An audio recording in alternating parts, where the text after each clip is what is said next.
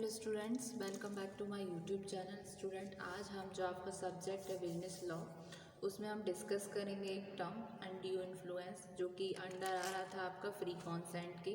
तो प्रीवियस वाले वीडियो में स्टूडेंट हमने डिस्कस किया कॉर्शन के बारे में। आज के वीडियो में स्टूडेंट हम डिस्कस करेंगे अनड्यू इन्फ्लुएंस के बारे में। अनड्यू इन्फ्लुएंस क्या है, ये डिफाइन है आपके सेक्शन 16 में एज पर सब सेक्शन 1 के अंडर।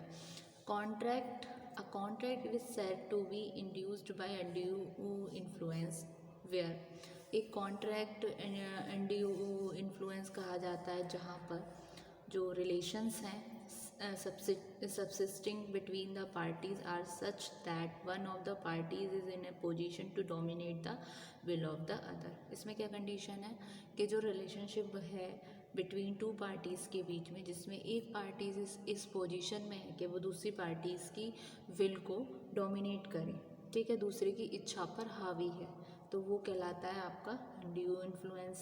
फिर वो यूज़ करे अपनी पोजीशन को ऑब्टेन करने में, एक मतलब अनुचित लाभ उठाए अपनी पोजीशन का दूसरे के ऊपर। तो ये दो सिचुएशन आती हैं जब होता है आपका अनड्यू इन्फ्लुएंस, ठीक है। तो अ कॉन्ट्रैक्ट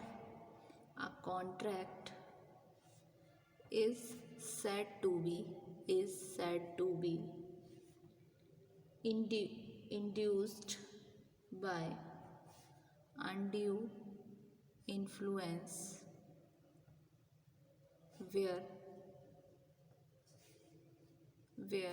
फर्स्ट आएगा आपका the relations subsisting between the parties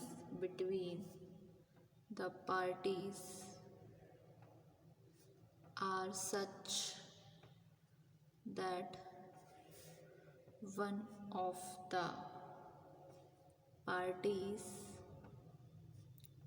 is in a position to dominate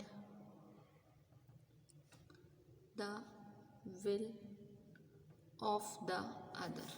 एक कंडीशन कब आएगी, जो रिलेशन है जो सबसिस्टिंग हो रही हैं बिटवीन द पार्टीज़ के बीच, जो इस तरीके के हैं कि जिसमें उनमें से दो पार्टी में से एक पार्टी किसी दूसरी पार्टीज़ की इस पोजीशन में है कि वो दूसरे पर्सन की विल को डोमिनेट कर रहे हैं, उस सिचुएशन में आपका अनड्यू इन्फ्लुएंस होता है। दूसरी सिचुएशन आती है he uses the position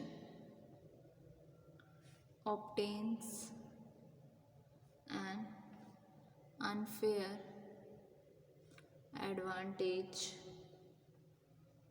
over the other। यानी कि वो क्या करता है, वो यूज़ करती है इस पोजीशन को ऑब्टेन करने में, अनफेयर करने में, एडवांटेजेस ओवर द अदर, ठीक है। और एक सेक्शन 16(2) ये तो हुआ अंडर सेक्शन 16(1) के अंडर सब सेक्शन, ठीक है। अब एक सेक्शन 16(2) भी बोलता है अनड्यू इन्फ्लुएंस के बारे में। A person is deemed to be in a position to dominate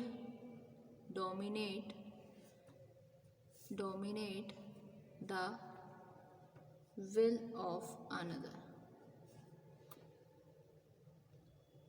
एक पर्सन को डीम टू बी एक इस पोजीशन में है कि दूसरे पर्सन की विल को डोमिनेट करे। जैसे कि जहाँ कोई पर्सन है वो होल्ड करके चल रहा है रियल और apparent authority over the other. Example के लिए जैसे रिलेशनशिप हुई between master and the servant और पुलिस ऑफिसर एंड एक्यूज्ड के बीच, जैसे कि रिलेशनशिप मास्टर सर्वेंट के बीच कैसे है, वो कहीं ना कहीं जो मालिक होता है वो अपने नौकर की विल को डोमिनेट कर रहा है, मतलब उसका वो अपनी इच्छा तक नहीं बता सकता, वो उसको जस्ट डोमिनेट कर रहा है। अगर उसके सर्वेंट का काम करने का मन है या नहीं है डजेंट मैटर, अगर उस मालिक उससे काम लेना चाह रहा है तो वो अपने थ्रू उससे काम लेगा। उसको पता है कि उसको अपने सर्वेंट से किस तरीके से काम लेना है। तो इसका मतलब क्या हुआ, a person is deemed to be in a position to dominate the will of other। इसमें क्या है, कोई भी पर्सन किसी दूसरे पर्सन की इच्छा पर अपनी पोजीशन का फ़ायदा उठाकर,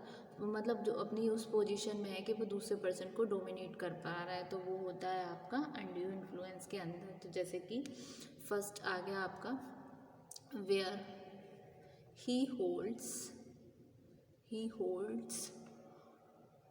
a real or apparent authority over the other। For example, the relationship between master and the servant, or police officer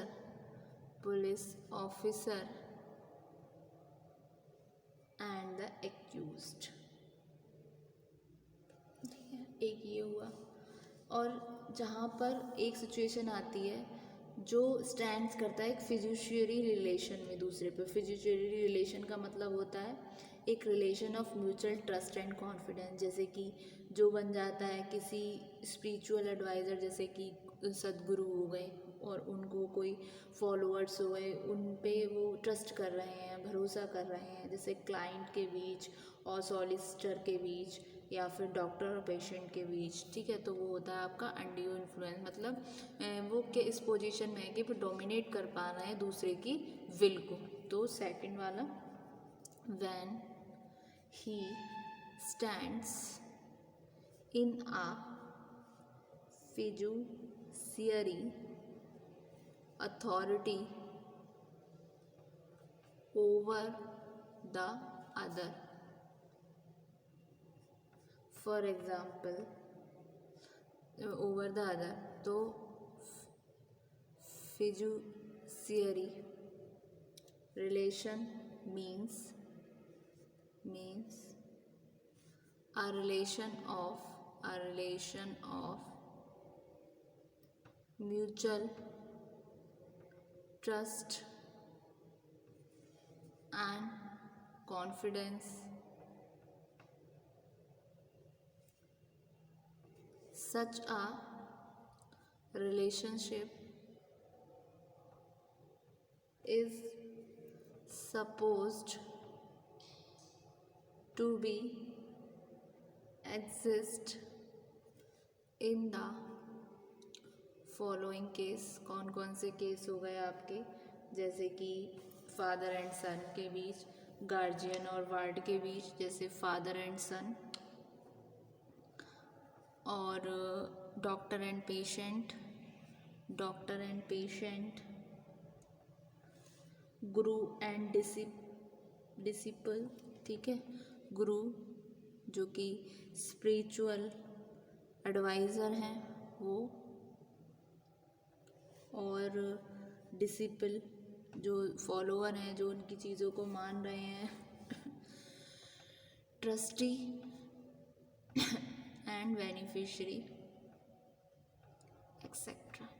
ठीक है, उसके अलावा where he makes a contract with a person whose mental capacity is temporary or permanently affected by reason of age, illness or mental और bodily distress. जैसे example के लिए कोई बूढ़ा लिटरेट पर्सन हुआ, जैसे कि एक कॉन्ट्रैक्ट बनाया किसी उस पर्सन के पास जो कि जिसकी मेंटल कैपेसिटी टेम्परेरी है और परमानेंटली अफेक्टेड हो रही है, चाहे उसकी एज की वजह से हो, उसकी बीमारी के कारण हो, या बॉडी उसकी डिस्ट्रेस हो उस कारण। जैसे कि एग्जाम्पल के लिए कोई बूढ़ा और अनपढ़ पर्सन के साथ। ठीक है, तो where next, where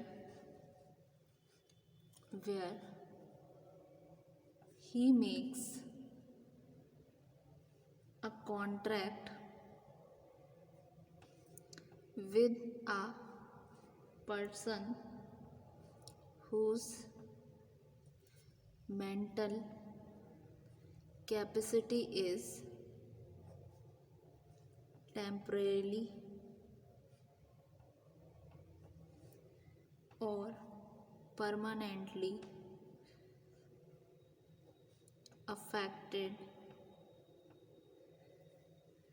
by reason of age, illness,